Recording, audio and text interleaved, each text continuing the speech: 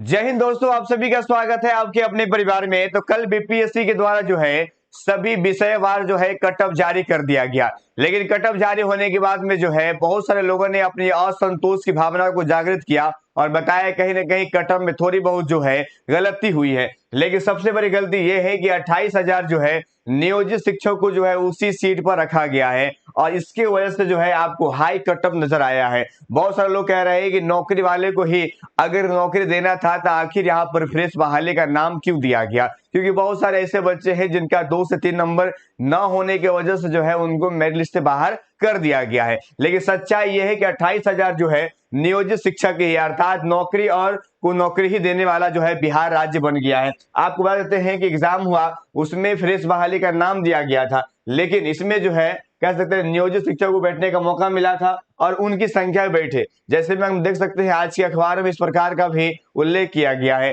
पुराने स्कूल में ही रहेंगे 28,000 नियोजित शिक्षक, यानी नियोजित शिक्षक 28,000 है जिन्होंने बीपीएससी में सफलता पाई है। अब देख सकते हैं जब इनको उसी सीट पर रखना है और उन्हीं विद्यालय में कार्यरत होंगे तो आखिर इनके नए सीटों पर रखने का क्या जरूरी है। मतलब मेरा सवाल सीधे तौर पर कि अगर 28,000 शिक्षक अगर सफल हुए हैं, ये टीचर ऑलरेडी जो है उसी सीट पर रहेंगे यानी पुराने विद्यालय में ही रहेंगे, तो जब पुराने विद्यालय में रहेंगे तो नए सीटों का क्या होगा। क्या नए सीटों को ऐसा ना हो कि जो लोग वेटिंग लिस्ट में है उनके लिए सीट ओपन कर दिया जाए, क्योंकि जब इन्हीं को नौकरी देना होगा तो फिर बिहार के जो युवा हैं खास तौर पर बात कर रहे हैं कि हमने युवाओं को हमने 1 लाख 1.5 लाख हमने नौकरियां दी हैं, लेकिन उस नौकरी में 28,000 उनके पूर्व के अध्यापक ही रहेंगे। अर्थात वही बातें होगी भैया जिसके पास नौकरी है उन्हीं को नौकरी दिया गया है। देख सकते बातें कही गई है कि सबको किया गया है। नियुक्ति पद लेने हर जिले से निर्धारित जो है संख्या में आएंगे विद्यालय के अध्यापक, ये बातें कही गई है। और पूर्व अगर बात किया जाए तो यहाँ पर स्पष्ट किया गया है कि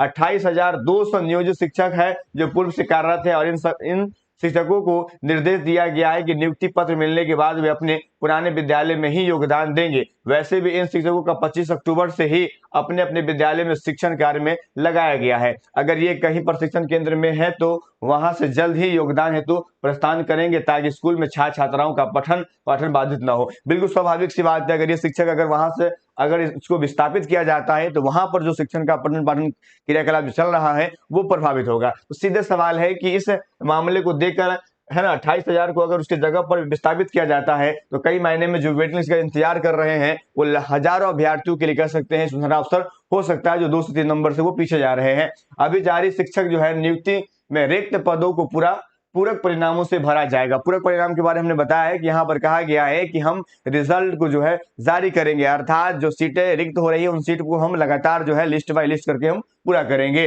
पटना की अगर बात किया जाए शिक्षक भर्ती परीक्षा के हाल में ही जारी रिजल्ट के संबंध में बीपीएससी अध्यक्ष अतुल प्रसाद ने बुधवार को बड़ा बयान दिया है। सोशल मीडिया पर एक पोस्ट शेयर कर उन्होंने बताया है कि रिक्तियों को भरने के लिए एक या अधिक पूरक परिणाम यानी सप्लीमेंट्री रिजल्ट जारी होंगे। उन्होंने कहा है कि बीपीएससी शिक्षक भर्ती परिणाम को कई स्तरों पर जांच परख रहा है ताकि अयोग्य उम्मीदवारों को बाहर निकाला जा सके। इसलिए सभी घोषित परिणाम सशर्त है जांच परख के बाद जो रिक्तियां आएंगी उन्हें एक और अधिक जो है पूरक परिणामों से भरा जाएगा। इस बीच में शिक्षक भर्ती परिणाम का कट ऑफ और अयोग्य उम्मीदवारों की सूची घोषित कर दी गई है। जल्दी भाषा के पेपर का ओमार्कशीट जो है आ चुका है, आप जाकर चेक कर सकते हैं, अपलोड कर दी जाएगी। दूसरी ओर अगर बात किया जाए तो बीपीएससी ने चयनित 1,20,336 शिक्षकों को 2 नवंबर को अवंधित नियुक्ति पत्र दिया जाएगा। अवंधित का मतलब प्रोविजनल दिया जाएगा। इनमें से 25,000 शिक्षक को गांधी मैदान में सीएम नीतीश कुमार द्वारा दिया जाएगा। ये बातें निकल के सामने आए। सवाल वही, अगर 28,000 शिक्षक को अपने जगह पर भेज दिया जाएगा,